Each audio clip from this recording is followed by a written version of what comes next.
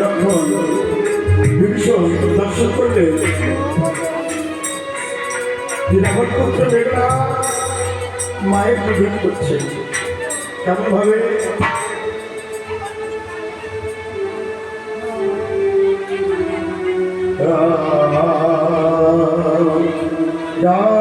সর্বভূত সর্বমঙ্গল মঙ্গল কালী নমস্তে নমস্তে নমস্তে ও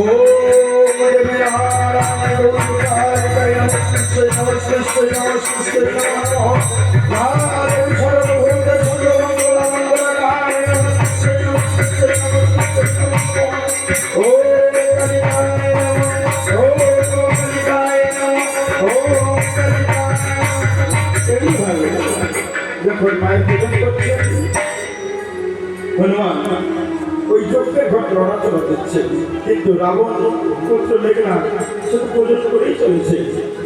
তখন 200 ধারণ করে যখন রাবণ পুত্র মেঘনাথের সম্মুখে সে উপরে দাঁড়ালে ভাই মন্ত্র ভুলে ওই নিকুম্বিরা চক্রাকার হইতে যখন পালিয়ে যাচ্ছেন, এমন সময় বিভীষণ বলছে ওই যে লক্ষণ মেঘনাথ পালিয়ে যায়, পিছন থেকে বান নিক্ষেপ করো। সঙ্গে সঙ্গে যখন বান নিক্ষেপ করলে ওই নিকুম্বিরা চক্রাকারে বানা খাতে মেঘনাথের নিধন হয়ে গেল। যখন বানাঘাতে নিধন হয়ে গেল তখন মেঘনাথের মৃত্যু সংবাদ আজকাল দিতে সাহস পাচ্ছে। তাই ভগ্নিদূতকে রাবণের রাজসভায় এসে উপস্থিত হয়ে ভগ্নিদূত মলির বদনে দাঁড়িয়েছে। ভগ্নিদূত, এমন মলির বদনে কেন দাঁড়িয়ে আছো? তোমাকে অভয় দিচ্ছি, তুমি তুলে বলো। তখন বললেন, মহারাজ, নিকুম্বিরা যজ্ঞাকালে রাম অনুজ লক্ষণের হস্তে আপনার পুত্র মেঘনাথ নিধন হয়েছে। এই কথা শ্রবণ করে আজ রাবণ রাজা কেঁদে কেঁদে বলছে, ও সোনার লঙ্কা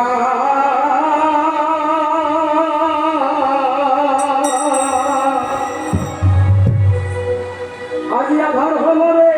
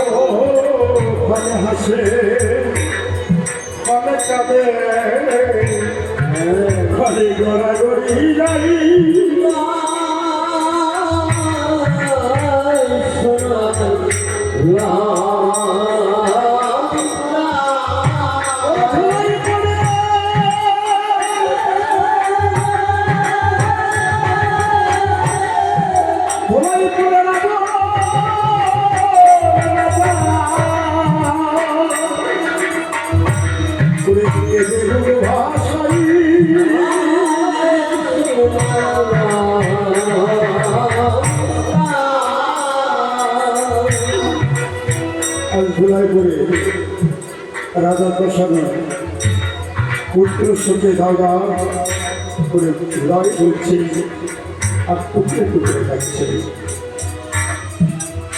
কেন কাঁদছে? ওরে পুত্র শোকে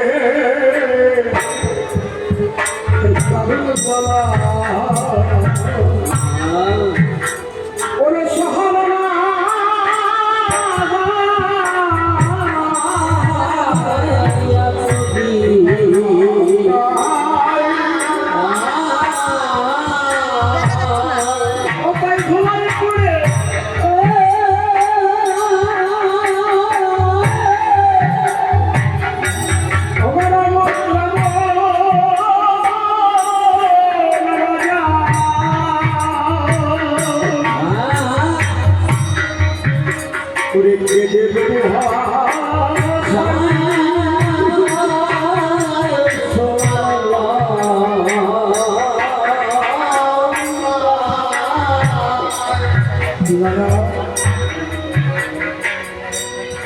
ওই ভিখারি তপস্বী রামচন্দ্র জানে না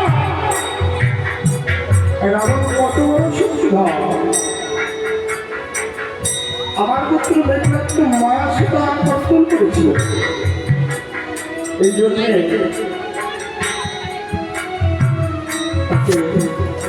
মরতে হল। ওই ভিখারি তপস্বী রামচন্দ্রকে বুঝিয়ে দিতে হবে রাবণ এখনো করে না। ওরে খড়গ হাতে রাবণ রাজা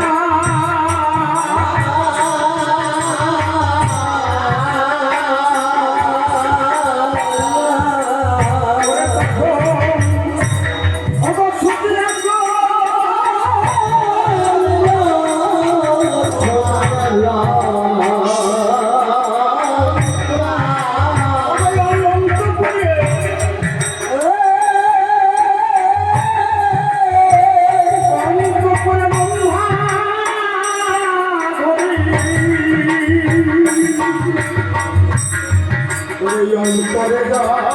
জানিল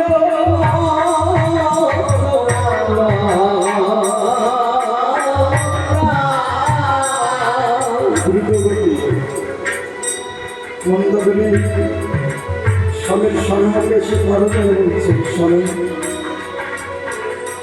ও স্বামী এমন খড়গ পালন করে কোথায় চলেছে? মন্দগণী আমার পুত্র মেঘনাথ সে তো মায়া সীতা কর্তন করেছিল, এই জন্য তাকে মৃত্যুর মুখে ডাকতে হতে হলো। আগামী সত্যি সত্যি আসল সেটাকে কর্তন করবো। মন্দরে বলছে না, শোনে ওরে হস্ত ধরি আমি পথে পড়ি করে পাশে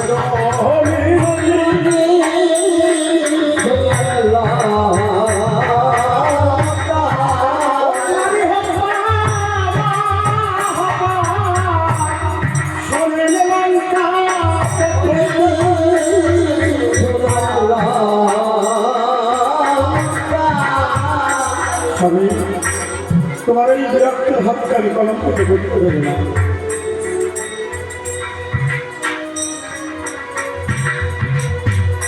তোমার কাছে আমি নিবেদন জানাই,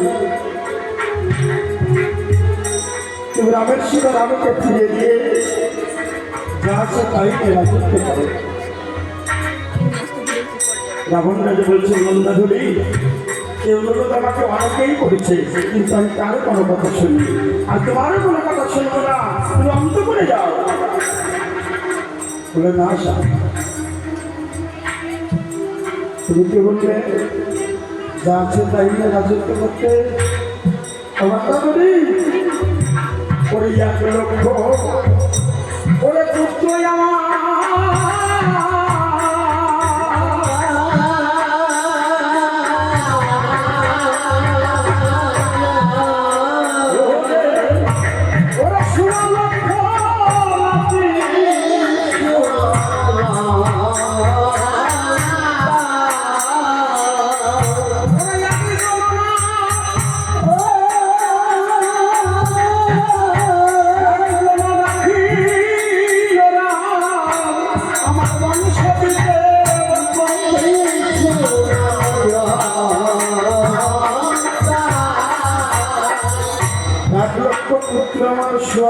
রাতি একজন না রাখলে রাম আমার বংশ দিতে বাকি। আর তুমি এখন বলছো দাসের নিয়ে রাজত্ব করতে না রাবণ না দেবে। তুমি আমাকে ভুলে যাও বলে না আসি।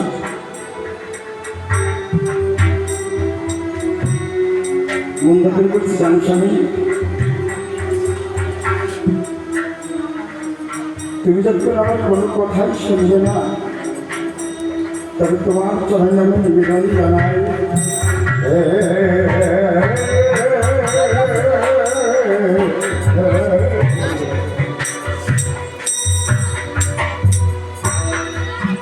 বলছো স্বামী যে সেটাকে তুমি কর্তন করতে যাচ্ছ, তুমি কি জানো না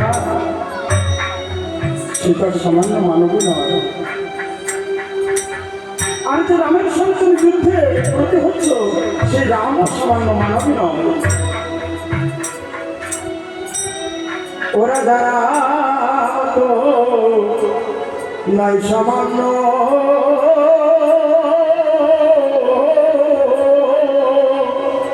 ওরা যারা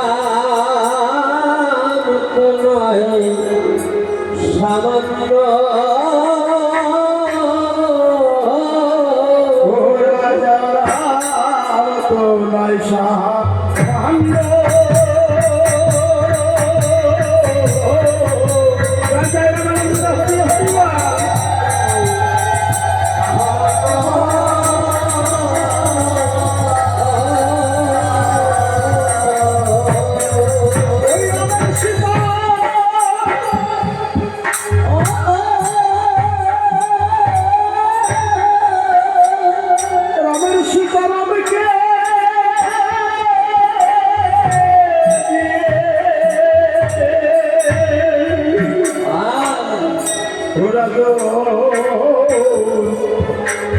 তুমি শুনতে হও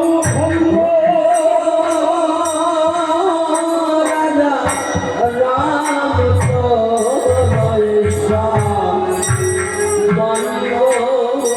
রাম তো সামান্য নহে ও সে গোলকের হরি।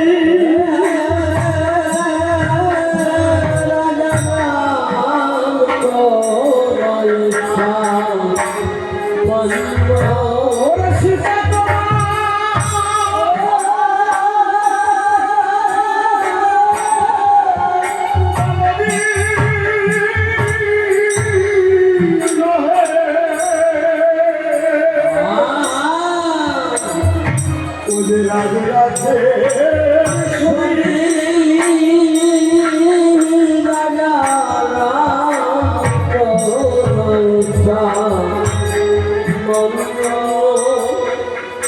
রাবণ রাজা হ্যালো হ্যালো রাবণ রাজা আজ মনে মনে চিন্তা করছে। এই জন্যই তো 10,000 নাগের মধ্যে তোমাকে আমি পাটরানি করে বসিয়ে রেখেছি। আজ বোঝা যাচ্ছে মন্দাদরীর দিব্য জ্ঞানী উদয় হয়েছে।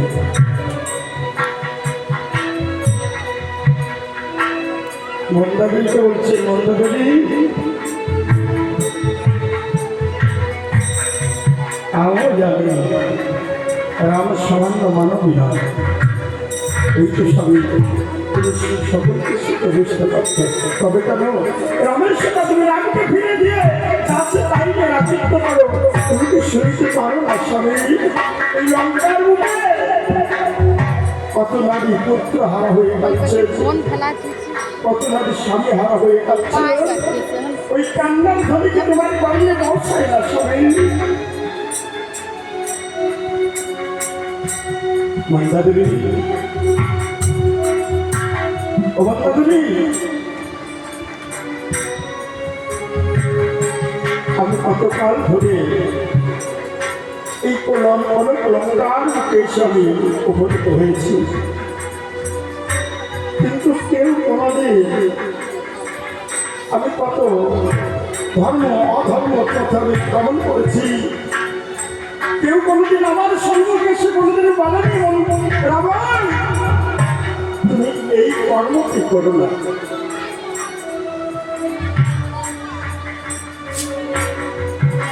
স্বামী তুমি তো সকল কিছু বুঝতে পারো, তবে জানো তোমার এই কনকলঙ্কায় এই রাজপ্রাসাদে এত জায়গা থাকতে মা সেটাকে তুমি অসম্ভব করে রাখবে।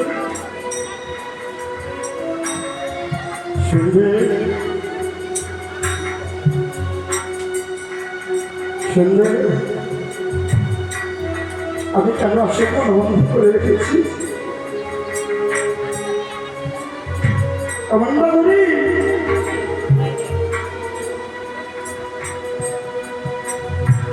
ওরে চুরি করে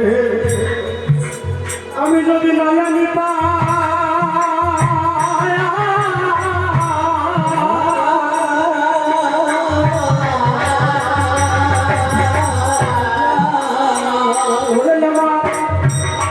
আমার শিরামের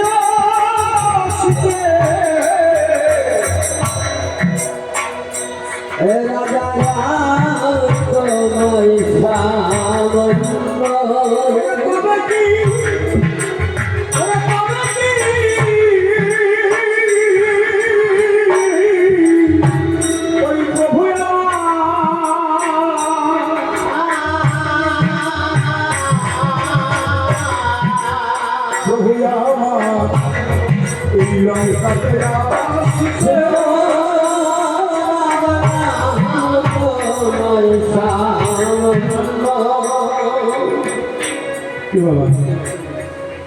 রামায়ণ সে বন্ধাধরি চুরি করে যদি না নিতাম শ্রীরামের শিখে তবে প্রভু আমার এই লঙ্কাটা শিখে আসতো রাক্ষসের পুরী যেখানে সেই রাক্ষসের পুরীতে কখনোই প্রভু আসতেন আসতেন কেননা নর্মাল যত প্রভু আমাদের খাদ্য কোনোদিন আসতেন না।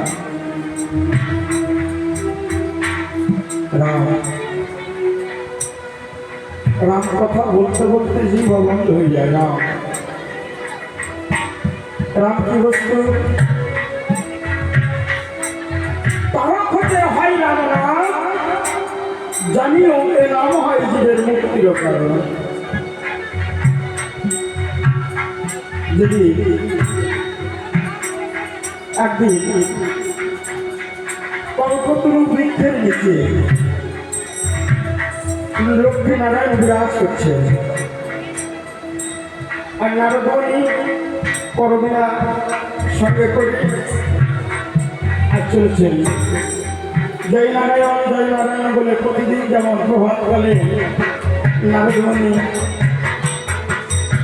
গান করে আজও বই করতে বলে আজ নারদমণি গান করতে করতে শুনেছেন কেমন ভাবে জয় নারায়ণ জয় শ্রী হরি পাবন জয় নারায়ণ জয় শ্রী হরি অঞ্জন হয়ে ভালো ভালো যাচ্ছে অঞ্জন দিল না অঞ্জন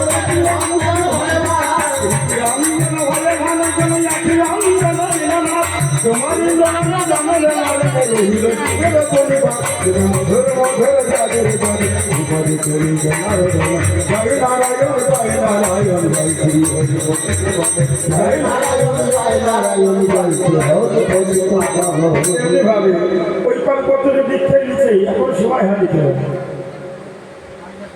খাবার সময় হয়ে গেছে, যাও তাড়াতাড়ি যাও।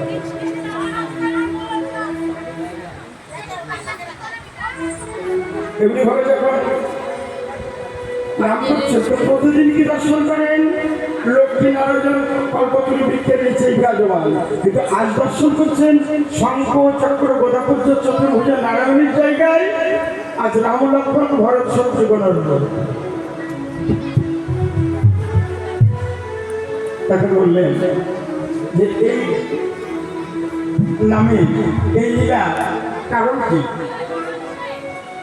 তো প্রতিদিন যেভাবে নারদমণি দর্শন করেন আজও দর্শন করছেন, কিন্তু এই যে লীলা তাহলে রামকে বস্তু থাকে কোথায় বৈকুণ্ঠপুরে, তাই না? তোর মানব দেহ কোথায় বিরাজ করছেন?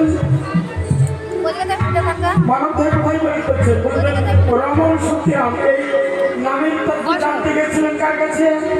ব্রহ্মার কাছে। ব্রহ্মা বললেন আমারও অজ্ঞাত, তুমি ভোলানাথের কাছে যাও। ভোলানাথের কাছে নিয়ে যখন উপনীত হলেন, ভোলানাথ বললেন যে মহাপাতকে আছে এই নামের চাহিদা শক্তিতে উদ্ধার হয়ে বৈকুণ্ঠ প্রাপ্ত হয়ে যাবে। এই জন্য প্রভু রাম নামে লীলায় লাগবে, তবে রাম নাম করলে পরে পার্থিব জগতের পাপ নাই, এহ জগতের পাপ নয়। পরজগতের যদি পাপ থেকে থাকে তাহলে নামের থলিতে উদ্ধার হয়ে বৈকুণ্ঠ প্রাপ্ত হয়ে যায়। হরি হরি বল। অনেকে দেখবে বাবা